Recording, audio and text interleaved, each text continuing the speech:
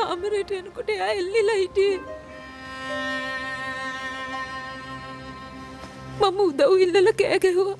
ඒත් වටපිටාවේ තිබුණ සද්ද නිසා මගේ කෑ ගැහිලා කාටවත් ඇහිලා නැහැ. එළියට ගිහින් උදව් ඉල්ලන්න මට මතක්ුනේ නැහැ. සෑහෙන වෙලාවක් ගියා මට එතනින් එළියට එන්න.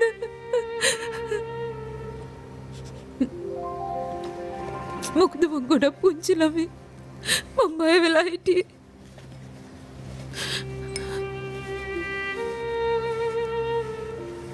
බේරගන්න බෑ කියලා හිතුනම මං ගිහිල්ලා එයාගේ කකුල් දෙක ඉම්මා. මං හිතුවා එයා සුරදූතෙක් වෙලා මගේ ළඟම ඉඳී කියලා.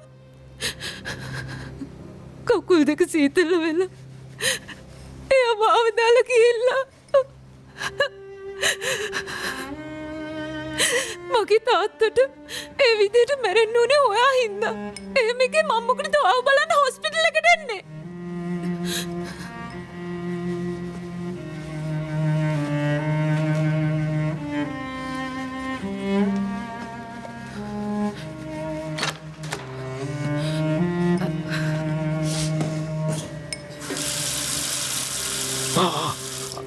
සිරින් ඔය දැන්ද පැටියාවේ බලන්න මේ කවුද කියලා. බාහිර මේ ඕන්න මන් දන්නවා එයා ගැන. කවුරු හරි පිස්සු මිනිහෙක්ගේ දුවෙක්නේ.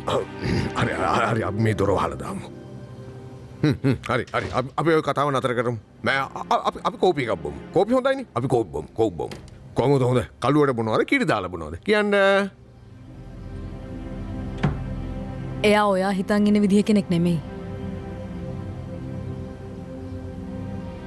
මහා කාලකන්ණි මිනිහෙක්. ඒ තාත්තගේ දුව තමයි ඔයා. සිරින් ඕක නවත්ත ගන්න. එයා ඒ විදිහට කතා කරනකොට ඔයා අහගෙන ඉන්නේ ඇයි? කියන්න තියෙන දේ ඔයාත් කියලා දාන්න. ඔය ඇත්ති. මම දන්නවා ඔයා කොච්චර දුක් විඳපු කෙනෙක්ද කියලා. මෙයා දැන් කොහෙද ඉඳලා ඇවිල්ලා එයාගේ තාත්තා සුරදූතෙක් කියලා අපිට කියනවා. දැන් එයා ඉන්නවත්තේ අපායේ.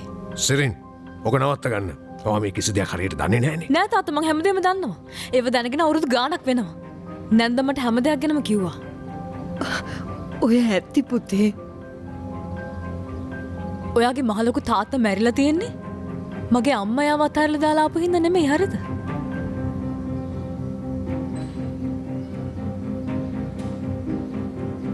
ඒ මරණයට හේතුව එයාට තිබ්බ වෙන සම්බන්ධයක්.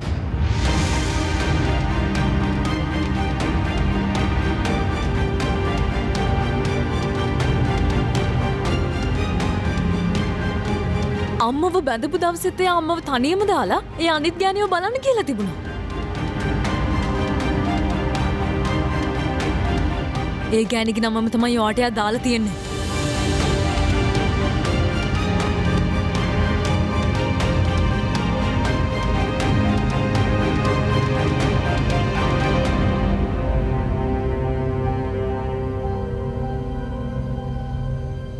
ඔයාගේ තාත්තා තමන්ගේ දරුවාට හොර ගෑණිගේ නම දාන තරම් ලැජ්ජ නැති මිනිහෙක්. හැබැයි ඔයාගෙන් බැනුම් අහන මගේ අහිංසක අම්මා මුළු ජීවිත කාලෙම ඒ ගෑණිගේ නම කී කියවට කතා කරනවා. බහාර්.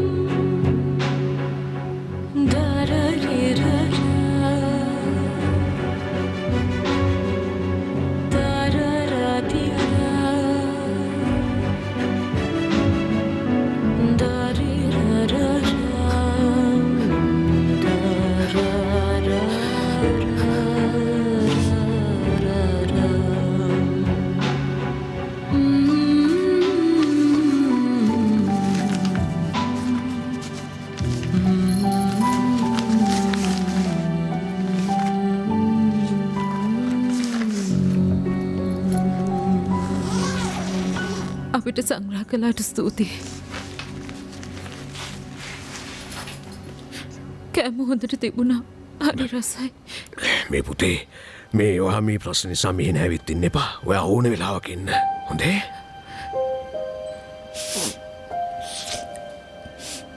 පොඩි දෙන්න ඇඳන් ඉන්න ඇඳුම් මං හොදලා අප හොයවන්නම්.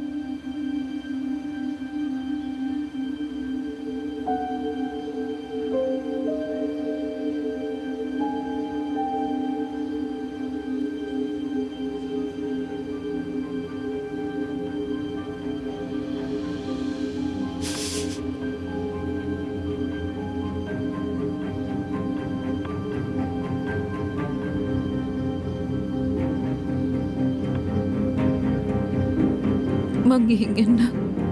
අම්මේ.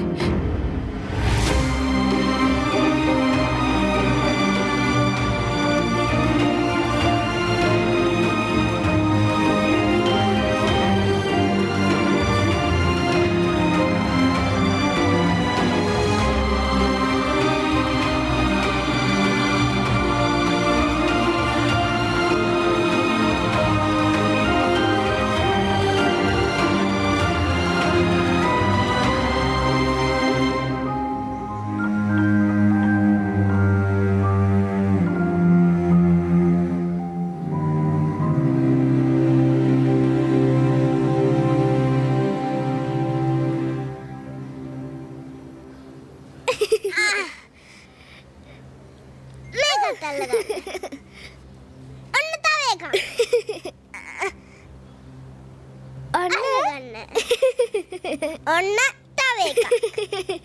ඔන්න මටත් එකක් ගෙවන්න.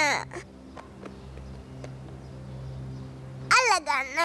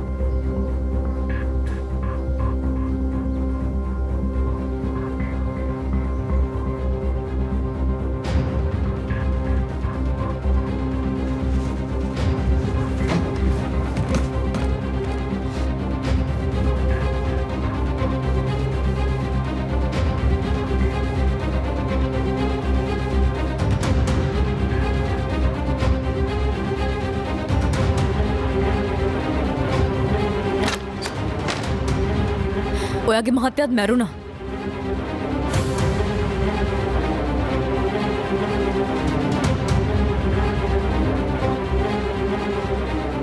එයාටත් මැරෙන්න සිද්ධ වුණේ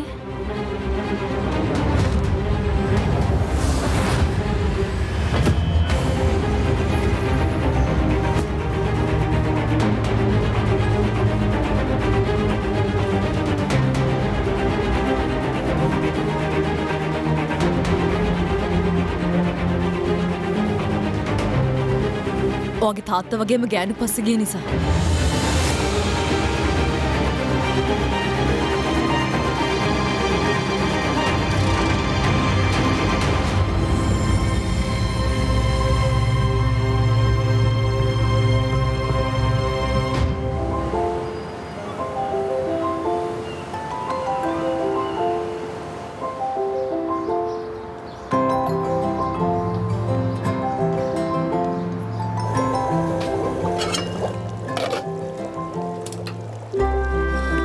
නිසන් දොරුක් පොෂ් දාන්න එන්න.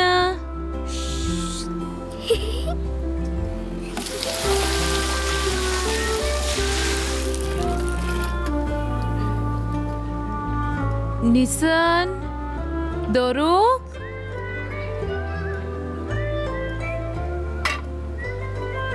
ඉතින් බලන්නකෝ මට මේ දෙන්නම හොයාගන්නම බෑනේ.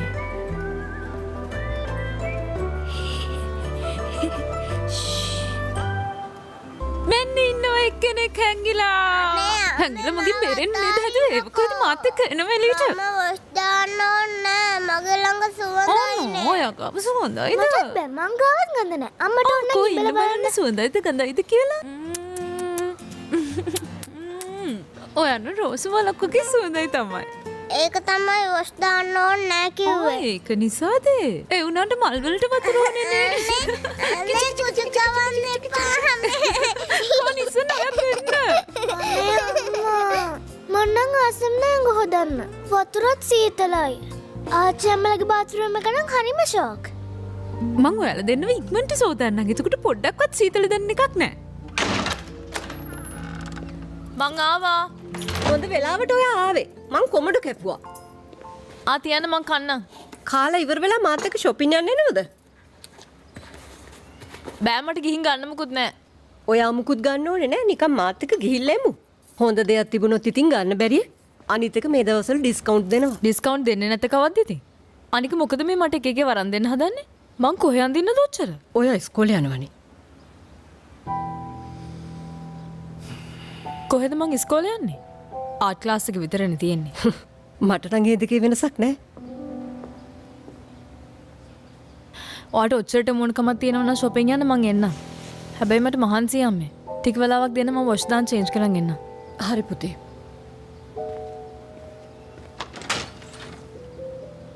උදේ එකපාරටම උණු වතුර එන එක නතර වුණා.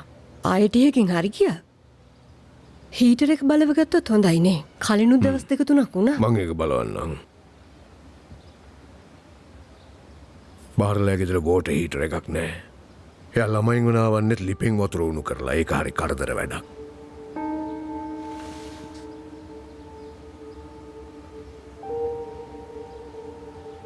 හීටර් එකක් නෑ කියලා ඔයා කොහොමද හරියටම දන්නේ? ඔයා එහෙ ගිහිල්ලා තියනවද? මේ එදා පොඩි ළමයි දෙන්න මගෙත් එක්ක හිටියනේ. එයාලා තමයි කිව්වේ.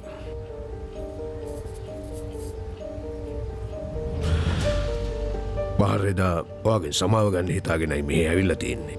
වෙච්ච රණ්ඩුව හින්දා යාට ඒක අමතක වෙන්නේ නැති. මං නම් කියන්නේ එයා සමාව ඉල්ලුවොත් ඔයා සමාව දෙන්න. එතකොට ඉතින් මේ ප්‍රශ්නේ ඉවරයිනේ. එයා ඔයා හිතන් ඉන්න විදිහ කෙනෙක් නෙමෙයි. මහත් කාලකන්ණි මිනිහෙක්. ඒ තාත්තගේ දුව තමයි ඔයා. ඔයාගේ තාත්තා තමන්ගේ දරුවාට හොර ගෑණිගේ නම දාන තරම් ලැජ්ජ නැති මිනිහෙක්. ඔයාගේ මහත්තයාත් මැරුණා. එයාටත් මැරෙන්න සිද්ධ වුණේ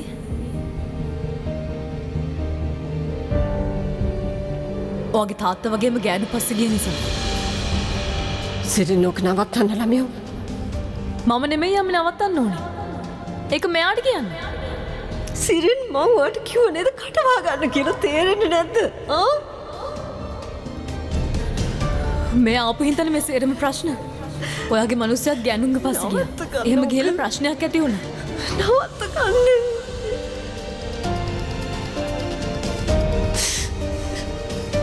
දැන් ඔය ඇති දරුවෝ. එහෙම ඇති වෙච්ච රණ්ඩුවකින් බේරෙන්න කියලා තමයි ආ මොහොතට වැටලා තියෙන්නේ.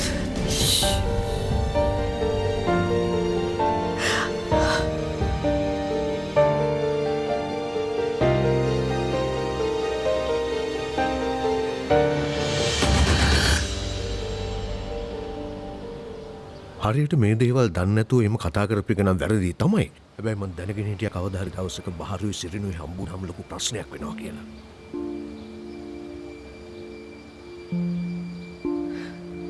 සිරින් වැරද්දක් කරේ නෑ.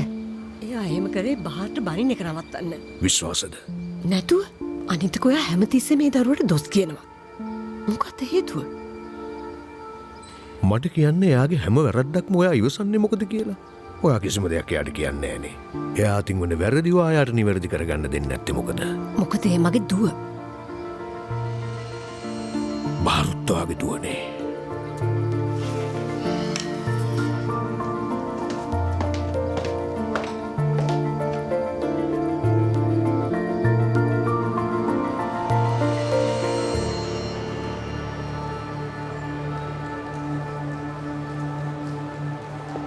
එයා දන්නවද?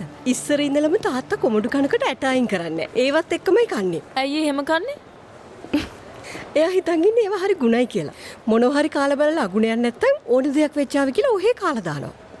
පරණ විදිහට ඉතින් හිතන්නේ.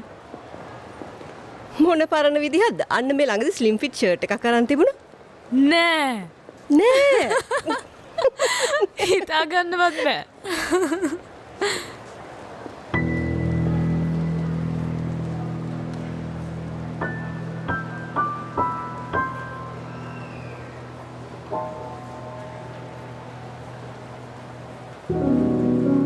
ඕවනම් මට අඳින්න බැරි වෙයි නේද අම්මේ? අනේ වීඩු කරන්න නැතුව ඉන්න. මට දැන්නේ පුතේ මතක් වුණේ. පහළ ඉන්න සපත්තු මහණෙක් කෙනෙක්. මං තාත්තට සපත්තු දෙකක් බලන්නම්. ඔයත් මොනවා හරි බලන්න. ටිකකින් උඩට එන්න. අර කෑම කන තැන්දී හම්බ වෙමු. ඉතින් මමත් ඔයත් එක්ක එතනට එන්න. අනේ ඔයා එතෙන්ට එන්නේ මොකටද? මං ගිහින් බලලා එන්න. මං ඔයාලට කෝල් එකක් දෙන්නම් ඉවර වෙලා.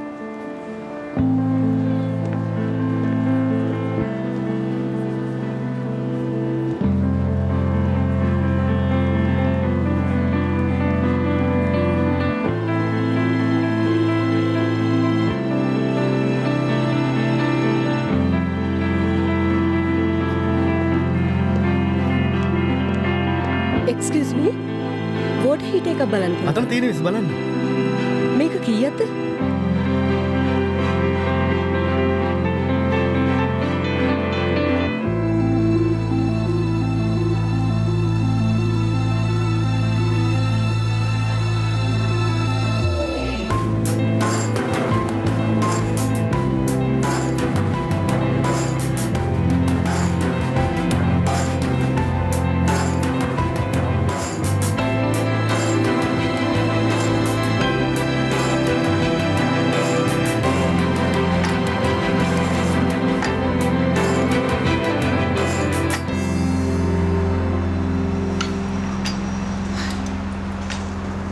සිරින්.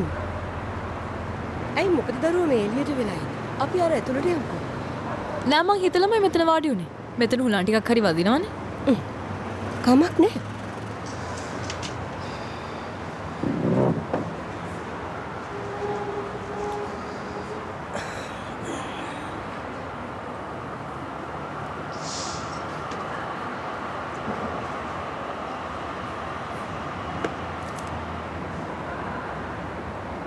කන්න මොනවද ගන්නෙ?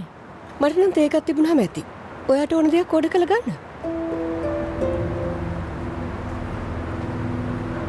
මං දැක්ක ලස්සන බෑග් එකක් තියෙනවා. මං දැන් පාවිච්චි කරන බෑග් එකත් අයින් කරන්න කාලේ හරි. මේ ගමම මේකත් ගත්තා නම් ලේසි. එච්චර ගානකුත් නෑ. ලීර 350යි. ඈ? එච්චර ගාණක් වෙනවද? බෑග් එකක් ගන්න ඔය තරම් වියදම් කරන එක කිසි තේරුමක් නෑනේ. ඒ වුණාට ඉතින් වෝටර් හීට් එකක් තරම් ගණන් නෑනේ. දැන් වෝටර් හීට් එකක් කීයක් වෙනවද? ඒකක් ඉතින් පොඩි ගානකට ගන්න හම්බෙන්නේ නෑනේ. අච්චර බැනලා ගියාටත් පස්සේ කිසි ගානක් නැතුව ඔයාගේ වෝටර් හීට් එකක් ඉල්ලන්නේ යාට ලැජ්ජාවක් කියලා දෙයක් නැද්ද? කොහෙන්ද යාගේ තිබ්බ ආඩම්බරකම? එයා මගෙන් කිසි දෙයක් ඉල්ලුවේ නෑ. තාත්තකින් නම් අහලා බලන්න නැති. තාත්තා ගාව ඒවට සල්ලි තියනවද? තාත්තගෙන දැන දැන එයාගෙන් ඉල්ලනවා කියන්නේ ඔයාගෙන් ඉල්ලනවා වගේ තමයි. මං ඒගොල්ලන්ට වෝටර් හීටර් එකක් ගන්නෙ නෑ. නිකන් බැලුවා විතරයි. එච්චරයි. වෙන මුකුත් නෑ. එහෙමද? ඔයා එතකොට පොඩි උන්ගේ ඇඳුම් දිහාත් බලනවා විතරද? හරි කන්නේ මොනවද කියන්න? ඔයා ඒ ගෑණියට සල්ලි වියදම් කරන්න ඕනේ නෑ. කොච්චර බැනුම් ඇහුවත් ඔයාටත් ගාණක් නෑ. එයා මගෙන් මුකුත් ඉල්ලුවේ නැහැ පුතේ. අපිට වදනෝද යා කසාදයක් බැන්ද නම් ඉවරයිනේ. නෑ. එයා ඒ බඳින එකක් නෑ. ඇයි ඒ මොකද? තාම එයා ඔය හොඳට ඉන්නේ. මොකද්ද ප්‍රශ්නේ? එයා තාම එයාගේ මහත්තයා ගැන හිතනවා. තාමත් එයාට ආදරෙන් ඉන්නේ. මට පෙන්වන්න බැරි යන්න එක තමයි. ඔයාට මොකද්ද ප්‍රශ්නේ? ඉතින් ඒ මනුස්සයා මැරිලානේ. එයා හොම අඬන්න හැමදාම තනියෙන් හිටියා කියලා ඒ මිනිහට පණ එනවද? හා? මිනිස්සු හැමෝම එක වගේ නෑනේ. සමහර අය ජීවිත කාලෙම ආදරය කරන්නේ එක්කෙනෙකුට විතරයි. මං ඒ කිව්වේ එයාගේ තාත්තා ගැන. එයාත් අර ගෑනු කෙනාට හැමදාම එක වගේ ආදරය කළා. හැම වෙලේම හිතේ තියෙන එයා ගැන විතරයි. වෙන සිහියක් නෑ. අපේ මේ බහරුත් ඒ වගේ. එයාටත් වෙන ලෝකයක් නෑ. ඔයා මොනහැකටද යාව සුද්ධ කරන්න ඔච්චර මහන්සි වෙන්නේ? ඔයා හිතනවද මෙයා වගේ මේ මිනිස්සුත් මෙයාට ආදරය කරන්නේ නැති කියලා? හා? එහෙම හිතන්න පුළුවන්ද? කිසා